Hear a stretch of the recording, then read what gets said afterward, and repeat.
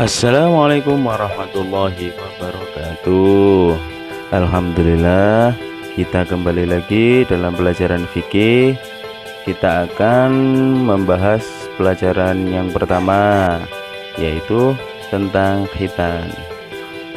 Tapi sebelum itu, perkenalkan dulu, nama Bapak Muhammad Mubarok. Nah, kita akan membahas pada bab ini yaitu tentang khitan. Tapi sebelumnya kita pengen mengetahui tujuan dari pembahasan kali ini, yaitu kita akan mengetahui tentang pengertian khitan, bagaimana asal mula atau sejarah khitan itu berlangsung, dan yang ketiga yaitu bagaimana hukum khitan, dan keempat kita pengen mengetahui pelaksanaan khitan di Indonesia, dan yang terakhir adalah manfaat khitan dari berbagai sisi. Nah, pada pembahasan kali ini kita akan membahas tentang pengertian khitan. Nah, khitan menurut pengertiannya yaitu salah satu syariat Islam yang dianjurkan oleh Rasulullah Shallallahu Alaihi Wasallam, sebagaimana sabda yang disampaikan oleh beliau, yaitu tentang kebersihan, yaitu an-nadhafatu minal iman, yang artinya kebersihan itu adalah sebagian dari iman. Nah, umumnya khitan dilaksanakan di Indonesia, yaitu kisaran pada umur berapa tahun ya? Ada yang tahu nggak umumnya? Ya, kisaran 7 sampai 10 tahun. Nah, begitu. Jadi khitan adalah salah satu kebersihan yang memang kita harus bersihkan. Terus kenapa ya kita harus mempelajari atau belajar tentang khitan? Ada yang tahu nggak?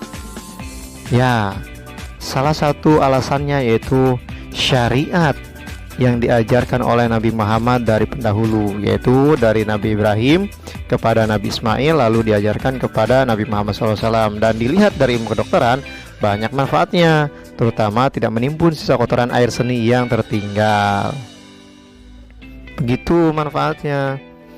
Nah, yang pertama yaitu pengertian. Tadi di atas sudah pengertian. Nah, secara beberapa pengertian, ada pengertian menurut bahasa, khitan menurut bahasa, dan yang kedua khitan menurut istilah. Apa sih pengertian khitan menurut bahasa? Yaitu pengertiannya adalah memotong. Sedangkan menurut istilah yaitu memotong kulit yang menutupi ujung kemaluan laki-laki yang disebut kulfah atau kuluf. Diingat ya. Tolong diingat, ini tentang menurut bahasa dan istilah. Nah, setelah pengertian kita akan membahas materi selanjutnya, yaitu B. Sejarah khitan.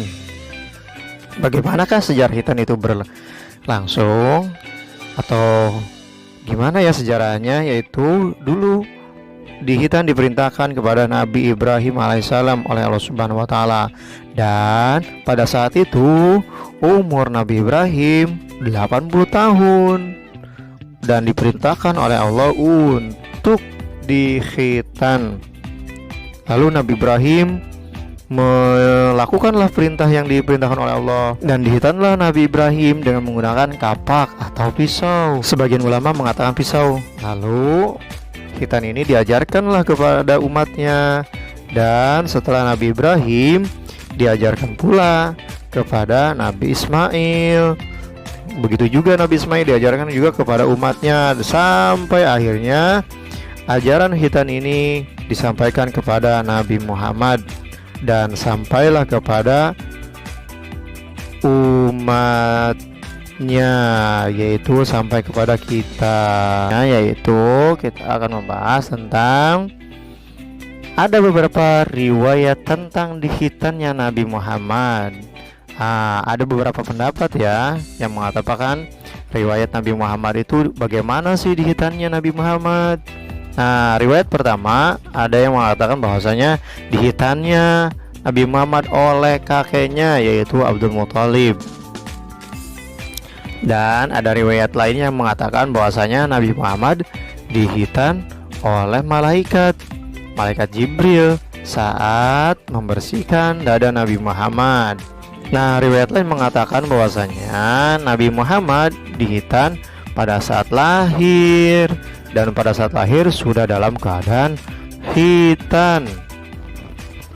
Begitulah kita akan membahas tentang hukum khitan. Bagaimana sih hukum khitan?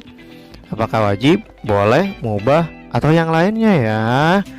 Nah, ternyata beberapa ulama mengatakan bahwasanya khitan untuk terbagi menjadi dua, yaitu untuk laki-laki dan yang kedua untuk perempuan.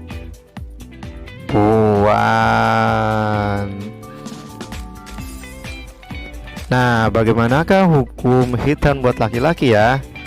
Nah, ternyata menurut ulama itu wajib hukumnya, sedangkan kepada perempuan hukumnya sunnah.